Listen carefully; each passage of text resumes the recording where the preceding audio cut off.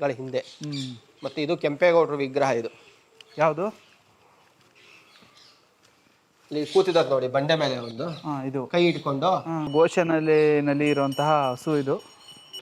ಬಾಮ ಹೋಗ್ತಾ ಇದೆ ಇದು ನನ್ನ ಮೇಲೆ ಕೋಪಿಸ್ಕೊಂಡು.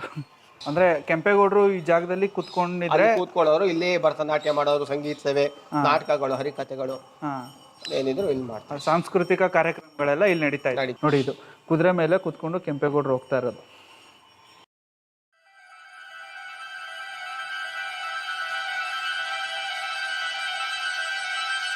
ಬರುತ್ತೆ ದೇವಸ್ಥಾನದ ಹತ್ರನೇ ಬರುತ್ತೆ. ಅಲ್ಲೂ ಆ ಸೈಡ್ ಕ್ಲೋಸ್ ಮಾಡ್ತಿದ್ದಾರೆ. ಅಲ್ಲೂ ಕ್ಲೋಸ್.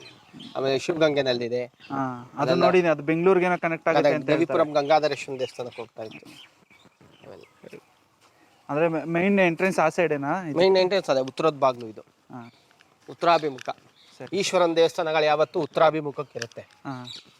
ಗುರುಸ್ಥಾನ ಅಂತ ಅದು ಉತ್ತರಾಭಿಮುಖ.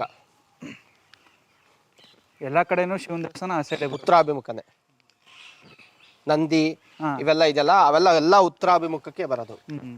ಅಂದ್ರೆ ಈ ವಿಷ್ಣು ದೇವಸ್ಥಾನಕ್ಕೆ ಬಂದಾಗ ವಿಷ್ಣು ಒಂದು ಪಶ್ಚಿಮಕ್ಕೆ ಇರ್ತಾರೆ, ಇಲ್ಲ ಪೂರ್ವಕ್ಕೆ ಇರ್ತಾರೆ. ಈ ಸೈಡು ಪೂರ್ವಾಭಿಮುಖ ಇಲ್ಲ ಪಶ್ಚಿಮಾಭಿಮುಖ, ಜಾಸ್ತಿ ಪೂರ್ವಾಭಿಮುಖನೇ.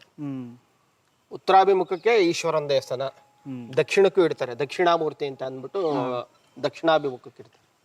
ಇದು ದಕ್ಷಿಣಾಭಿಮುಖ, ಈ ದಿಕ್ಕಿಗೂ ಇಡ್ತಾರೆ. ಅಲ್ಲ ಅದೇ ಅದೇ ಮೇನ್ ಬಾಗ್ಲು. ಹಿಂದೆ ಗೋಪುರ ಇತ್ತಲ್ಲ, ಅದ್ರ ಫೋಟೋದಲ್ಲಿ ಇದೆ ನೋಡಿ, ಅದು ಬಿದ್ದೋಗಿತ್ತು ಸುಮಾರು 200 ವರ್ಷಗಳ ಹಿಂದೆ. ಮತ್ತೆ ಇದು ಕೆಂಪೇಗೌಡರ ವಿಗ್ರಹ. ಇದು ಯಾವುದು? ಇಲ್ಲಿ ಕೂತಿದ್ದಾರೆ ನೋಡಿ ಬಂಡೆ ಮೇಲೆ ಒಂದು ಇದು ಕೈ ಇಟ್ಕೊಂಡು, ಅದು ಕೆಂಪೇಗೌಡರ ವಿಗ್ರಹ. ಅದು ಅದು ಬಂಡೆ ಮೇಲೆ ಕೂತ್ಕೊಂಡು ವೀಕ್ಷಣೆ ಮಾಡ್ತಾ ಇರೋದು, ಬೇರೆ ಕೆಲಸ ಕಾರ್ಯಗಳನ್ನ ವೀಕ್ಷಣೆ ಮಾಡ್ತಾ ಇರೋದಕ್ಕೆ ಅದು ಕೂತ್ಕೊಂಡಿರೋ ವಿಗ್ರಹ. ಅಂದ್ರೆ ಈ ತರ ಕೆಂಪೇಗೌಡರ ವಿಗ್ರಹ ಬೇರೆ ಕಡೆ ಎಲ್ಲೂ ಇಲ್ಲ ಅನ್ಕೊಳ್ತೀನಿ. ಇಲ್ಲ, ಅದು ಸಾಮಾನ್ಯ ಇಲ್ಲ. ಹೌದು, ಈಗ ಎಲ್ಲೂ ಕೇಳಿಲ್ಲ ನಾನು, ಇದೇ ಫಸ್ಟ್ ಕೇಳಿದ್ದು. ಆಮೇಲೆ ಇದು ಅಷ್ಟೇ, ಇದೆಲ್ಲ ಅವ್ರದ್ದು ಲಾಂಛನ. ಇದು ಲಾಂಛನ. ಅದು ಆನೆನಾ? ಅದು ಯಾಳಿ ಅಂತ. ಯಾಳಿ ಏನ್ ಪ್ರಾಣಿ ಬರುತ್ತೆ ಅದು? ಅದು ಮುಖ ಬಂದು ಆನೆ ಮುಖ, ದೇಹ ಬಂದು ಸಿಂಹದ ದೇಹ. ಗಜಕೇಸರಿ ಅಂತಾರಲ್ಲ ಆ ತರ. ಮುಖ ಸಿಂಹ, ದೇಹ ಮಾತ್ರ ಸಿಂಹ, ಮುಖ ಆನೆ.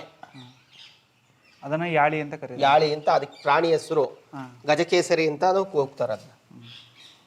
ಇದು ಅಷ್ಟೇ, ಇವೆಲ್ಲ ಆಗಿನ ಕಾಲದ ಪಿಲ್ಲರ್ಸ್. ಅದೆಲ್ಲ ಆಗಿನ ಕಾಲದಲ್ಲೇ ಇದ್ರಲ್ಲೇ ಎತ್ತಿಟ್ಟಿರೋದು. ಅವಾಗೆಲ್ಲ ಇದೇನು ಇಲ್ಲ, ಕ್ರೇನ್ಗಳಾಗ್ಲಿ ಇದಾಗ್ಲಿ ಇರ್ಲಿಲ್ಲ. ಅಂದ್ರೆ ಇದು ಅಂದ್ರೆ ಸ್ವಲ್ಪ ಆನೆ ಸಹಾಯಗಳನ್ನ ಬಳಸ್ಕೊಂಡು ಮಾಡಿರ್ತಾರೆ, ಯಾಕಂದ್ರೆ ಪಿಲ್ಲರ್ ನೋಡ್ರೆ ಗೊತ್ತಾಗುತ್ತೆ. ಮತ್ತೆ ಇನ್ನು ಈ ಡೋರ್ ಎಲ್ಲ ಹೊಸದ ಗುರುಗಳಿದು? ಆ ಡೋರ್ ಹೊಸದ.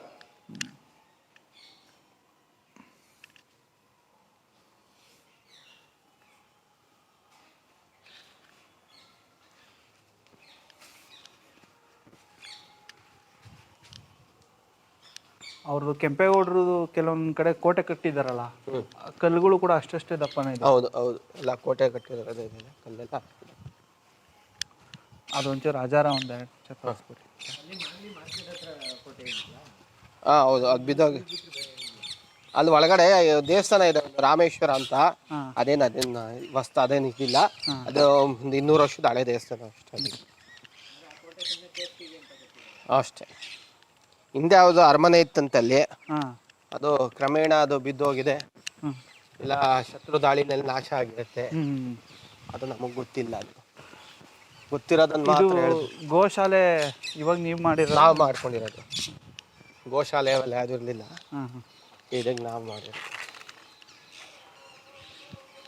ಇದು ಮುಜರಾಯಿ ಇಲಾಖೆಗೆ ಒಳಪಟ್ಟಿದೆಯಾ? ಪುರಾತತ್ವ ಇಲಾಖೆಗೆ ಸರ್. ಪುರಾತತ್ವ ಇಲಾಖೆ.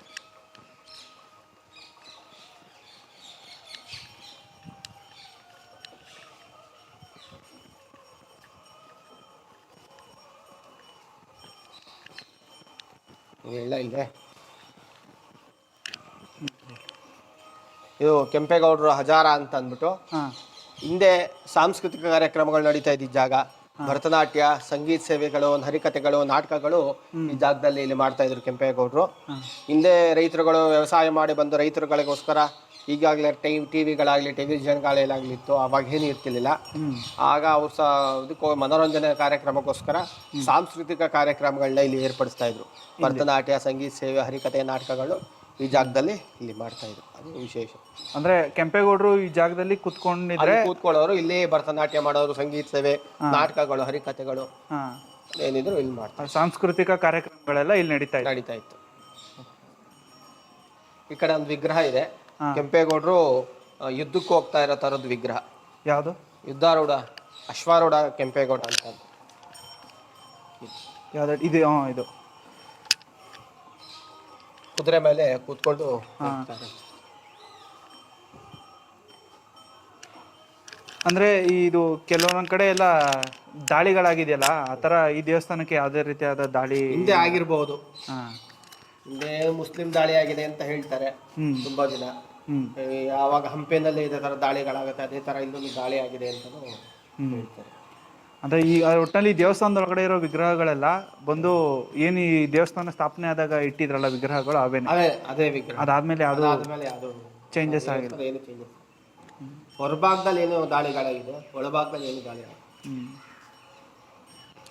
ಏನೇ ತಕ್ಕೊಳ್ಳಿ. ಸರಿ ಗುರುಗಳು, ತುಂಬಾ ಧನ್ಯವಾದ.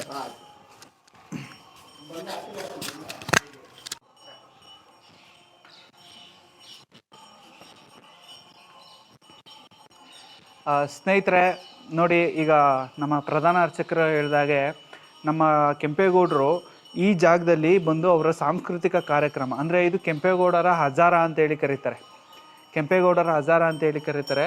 ಇಲ್ಲಿ ಬಂದು ಅವರ ಕಾಲದಲ್ಲಿ ಯಾವುದೇ ರೀತಿ ಸಾಂಸ್ಕೃತಿಕ ಕಾರ್ಯಕ್ರಮಗಳು ನಡೀತಾ ಇದ್ವಲ್ಲ, ಅದೆಲ್ಲ ಬಂದು ಈ ಒಂದು ಮಂಟಪದಲ್ಲಿ ನಡೀತಾ ಇತ್ತು ಅಂತ ಹೇಳ್ತಾರೆ. ಮತ್ತು ಈ ಜಾಗ ಇದೆ ನೋಡಿ, ಇಲ್ಲಿ ಈ ಜಾಗ ಇದೆಯಲ್ಲ, ಈ ಜಾಗ ಬಂದು ಕೆಂಪೇಗೌಡರು ಇಲ್ಲಿ ಕೂತ್ಕೊಂಡು ಎದುರುಗಡೆ ನಡೀತಾ ಇದ್ದಂತಹ ಒಂದು ಸಾಂಸ್ಕೃತಿಕ ಕಾರ್ಯಕ್ರಮ ಇಲ್ಲಿಂದನೇ ಕೂತ್ಕೊಂಡು ವೀಕ್ಷಣೆ ಮಾಡ್ತಾ ಇದ್ರಂತೆ. ಅದಕ್ಕೆಲ್ಲ ಸುಮ್ಮನೆ ಬಾಯಿ ಮಾತಲ್ಲಿ ಹೇಳ್ತಾ ಇರೋದಲ್ಲ, ಅದಕ್ಕೆಲ್ಲ ಕೂಡ ಒಂದು ಸಾಕ್ಷಿ ಆಧಾರಗಳು, ತಾಮ್ರ ಶಾಸನಗಳು ಕೂಡ ಇದೆಯಂತೆ. ಅದೆಲ್ಲ ಈಗ ಪುರಾತತ್ವ ಇಲಾಖೆಯವರು ಅವರ ವಶಕ್ಕೆ ತಗೊಂಡಿದ್ದಾರಂತೆ. ಅದೊಂದು ಈ ಒಟ್ಟಿನಲ್ಲಿ ಈ ದೇವಸ್ಥಾನ ತುಂಬ ಚೆನ್ನಾಗಿ ಮೇಂಟೈನ್ ಮಾಡಿದ್ದಾರೆ. ಅದೊಂದು ತುಂಬ ಖುಷಿ ವಿಚಾರ. ಮತ್ತು ಈ ನನಗಂತೂ ತುಂಬ ಖುಷಿ ಆಗ್ತಾಯಿದೆ, ನಮ್ಮ ನಾಡಪ್ರಭು ಕೆಂಪೇಗೌಡರು ಇದೇ ಜಾಗದಲ್ಲಿ ಕೂತ್ಕೊಂಡು ಭರತನಾಟ್ಯಂ ಆಗಿರ್ಬೋದು, ಅವರ ಕಾಲದಲ್ಲಿ ಯಾವುದೇ ನೃತ್ಯಗಳಿದ್ವೋ ಅದೆಲ್ಲ ಕೂತ್ಕೊಂಡು ಈ ಜಾಗದಲ್ಲಿ ಕೂತ್ಕೊಂಡು ನೋಡ್ತಾಯಿದ್ರು. ಸೊ ಅಂಥ ಒಂದು ಕ್ಷೇತ್ರ ಜಾಗನ ನೋಡಿ ನನಗಂತೂ ಭಾಳಷ್ಟು ಖುಷಿ ಆಯಿತು. ಮತ್ತು ಇನ್ನೊಂದು ಬನ್ನಿ, ಇಲ್ಲಿ ನಮ್ಮ ಕೆಂಪೇಗೌಡರು ಬಂದು ಯುದ್ಧಕ್ಕೆ ಹೋಗ್ತಾ ಇರೋ, ಕುದುರೆ ಮೇಲೆ ಕೂತ್ಕೊಂಡು ಯುದ್ಧಕ್ಕೆ ಹೋಗ್ತಾ ಇರೋ ಒಂದು ದೃಶ್ಯ ಅಂತೆ. ಅದನ್ನು ಇಲ್ಲಿ ಕೆತ್ತಿದ್ದಾರೆ. ಅದು ಕೂಡ ನಮ್ಮ ಪ್ರಧಾನ ಅರ್ಚಕರು ತೋರಿಸ್ಕೊಟ್ರು. ಈ ಒಂದು ಇದೆಲ್ಲ ಬಂದು ತಾಮ್ರದ ಶಾಸನಗಳಲ್ಲಿ ಉಲ್ಲೇಖ ಆಗಿದೆ ಅಂತಲೂ ಕೂಡ ಅವ್ರು ಹೇಳ್ತಾ ಇದ್ದಾರೆ. ನೋಡಿ, ಇದು ಕುದುರೆ ಮೇಲೆ ಕೂತ್ಕೊಂಡು ಕೆಂಪೇಗೌಡರು ಹೋಗ್ತಾ ಇರೋದು. ಮತ್ತು ಈ ಒಂದು ಹಜಾರದಲ್ಲಿ ಇನ್ನೊಂದು ತುಂಬ ಇಂಪಾರ್ಟೆಂಟ್ ಏನು ಅಂತಂದರೆ, ನಮ್ಮ ಕೆಂಪೇಗೌಡರು ಕಲೆಗೆ ಎಷ್ಟು ಪ್ರಾಶಸ್ತ್ಯ ಕೊಟ್ಟಿದ್ರು ಅನ್ನೋದಕ್ಕೆ ಇದು ನೋಡಿ, ಈ ಮಂಟಪ ಇದೆಯಲ್ಲ, ತುಂಬ ಒಳ್ಳೆ ಉತ್ತಮವಾದ ಉದಾಹರಣೆ. ಟಾರ್ಚ್ ಕೊಡಪ್ಪ ಇಲ್ಲಿ ನೋಡಿ. ಅಲ್ಲಿ ಸ್ನೇಹಿತರೆ ಬನ್ನಿ, ಹತ್ತು ಕಡೆ ಗಚ್ಚುಗಾರೆಗಳನ್ನ ಬಳಸಿ ಫುಲ್ಲು ಪ್ಲಾಸ್ಟಿಂಗ್ ಥರ ಮಾಡಿದ್ದಾರೆ. ಜೊತೆಗೆ ಅಲ್ಲಿ ಗೂಡುಗಳು ನೋಡ್ಬೋದು, ನಿಮ್ಗೆ ಅಲ್ಲಿ ಕ್ಯಾಮ್ರಾದಲ್ಲಿ ಕಾಣಿಸ್ತಾ ಇದೆಯಲ್ವೋ, ಬಟ್ ಇಲ್ಲಿ ಆ ಗೂಡುಗಳು ನೋಡ್ಬೋದು. ತುಂಬ ಚೆನ್ನಾಗಿದೆ. ಪಾರಿವಾಳಗಳು ಕುತ್ಕೊಂಡು ಸ್ವಲ್ಪ ಈಗ ಎಲ್ಲ ಗಲೀಜು ಮಾಡಿರೋ ಥರ ಕಾಣಿಸ್ತಾ ಇದೆ. ಬಟ್ ಅವ್ರ ಕಾಲದಲ್ಲಿ ಇದೆಲ್ಲ ಬಂದು ತುಂಬ ಬ್ಯೂಟಿಫುಲ್ ಆಗಿತ್ತು. ಏಕೆಂದರೆ ಅವರು ಬಣ್ಣಗಳನ್ನ ಬಳಿದು ತುಂಬ ಚೆನ್ನಾಗಿ ಮೇಂಟೈನ್ ಮಾಡಿದರು. ಬಟ್ ಈಗ ನಮ್ಮ ಪುರಾತತ್ವ ಇಲಾಖೆಯವರು ಇದನ್ನೆಲ್ಲ ಗಮನ ಹರಿಸಿ ಸ್ವಲ್ಪ ಇಂಪ್ರೂವ್ಮೆಂಟ್ ಮಾಡಿದ್ರೆ ಇನ್ನೂ ತುಂಬ ಚೆನ್ನಾಗಿರುತ್ತೆ. ದೇವಸ್ಥಾನನೂ ಕೂಡ ಭಕ್ತಾದಿಗಳು ಬರೋರು ಹೆಚ್ಚಿನ ಸಂಖ್ಯೆಯಲ್ಲಿ ಆಗಮಿಸ್ತಾರೆ ಅಂತ ಅಂದ್ಕೊಳ್ತೀನಿ.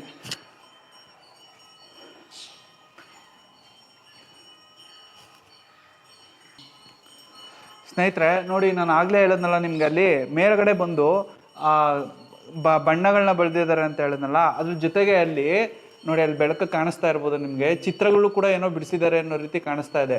ಇದು 500ಕ್ಕೂ ಹಳೆಯ ವರ್ಷ ದೇವಸ್ಥಾನ ಆಗಿರೋದ್ರಿಂದ ಅಲ್ಲಿ ಬಂದು ಬಣ್ಣ ಎಲ್ಲ ಅಳಿಸೋಗಿದೆ ಅದು. ಹಾಗಾಗಿ ನಮಗೆ ಕ್ಲಿಯರಾಗಿ ಕಾಣಿಸ್ತಾ ಇಲ್ಲ. ದಯವಿಟ್ಟು ಪುರಾತತ್ವ ಇಲಾಖೆಯವರು ಇದನ್ನು ಗಮನಿಸಿ ಇದನ್ನೆಲ್ಲ ತುಂಬ ಚೆನ್ನಾಗಿ ಮೇಂಟೆನೆನ್ಸ್ ಮಾಡಿದ್ರೆ ದೇವಸ್ಥಾನವೂ ಕೂಡ ತುಂಬ ಚೆನ್ನಾಗಿರುತ್ತೆ. ಭಕ್ತಾದಿಗಳ ಸಂಖ್ಯೆನೂ ಕೂಡ ಬರೋರ ಸಂಖ್ಯೆ ತುಂಬ ಜಾಸ್ತಿ ಆಗುತ್ತೆ.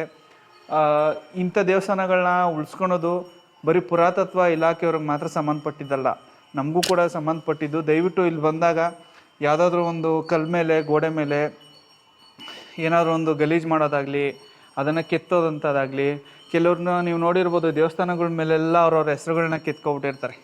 ಅವ್ರ ಅಪ್ಪನ ಮನೆ ಆಸ್ತಿ ಅನ್ನೋ ರೀತಿ ಎಲ್ಲ ಕಿತ್ಕೊಂಡು ಬರ್ಕೊಬಿಟ್ಟಿರ್ತಾರೆ. ಆಗಿನ ಕಾಲ ಶಿಲ್ಪಿಗಳು ಕೂಡ ಇಷ್ಟೆಲ್ಲ ಅದ್ಭುತವಾಗಿ ಕೆತ್ತನೆಗಳನ್ನ ಮಾಡಿ ಅದ್ರ ಮೇಲೆ ಅವ್ರ ಹೆಸರು ಕೂಡ ಅವ್ರು ಬರ್ಕೊಂಡಿರಲ್ಲ. ಬಟ್ ಈಗಿನ ಶಿಲ್ಪಿಗಳು ಬಂದ್ಬಿಟ್ಟು ಅವ್ರವ್ರ ಹೆಸರುಗಳನ್ನ ಅವ್ರು ಕೆತ್ಬಿಟ್ಟು ಹೋಗಿರ್ತಾರೆ. ಅದರಲ್ಲೂ ಅಮರ ಪ್ರೇಮಿಗಳ ಕತೆ ಅಂತೂ ಕೇಳಂಗೇ ಇಲ್ಲ. ಏನು ಆ ವೆಟ್ಸ್ ಅದು ಇದು ಅಂತೇಳಿ ಏನೇನೋ ಬರ್ಕೊಬಿಟ್ಟಿರ್ತಾರೆ. ದಯವಿಟ್ಟು ಅಂಥ ಕೆಲಸಗಳನ್ನ ಮಾಡಬೇಡಿ. ಇದೆಲ್ಲರ ನಮ್ಮೆಲ್ಲರ ಆಸ್ತಿ, ಇದನ್ನು ಕಾಪಾಡ್ಕೊಳೋದು ಪ್ರತಿಯೊಬ್ಬರ ಕರ್ತವ್ಯ. ದಯವಿಟ್ಟು ಹೆಸ್ರು ಕೆತ್ತೋದಾಗಲಿ, ಇಲ್ಲಿನ ಶಿಲೆಗಳನ್ನ ಹಾಳು ಮಾಡೋದಾಗಲಿ ಅಂಥ ಕೆಲಸಗಳನ್ನ ದಯವಿಟ್ಟು ಮಾಡಬೇಡಿ.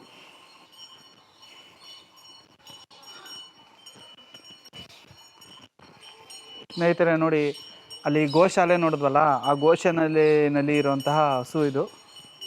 ಬಾಮ ಹೋಗ್ತಾ ಇದೆ ಇದು ನನ್ನ ಮೇಲೆ ಕೋಪಿಸ್ಕೊಂಡು.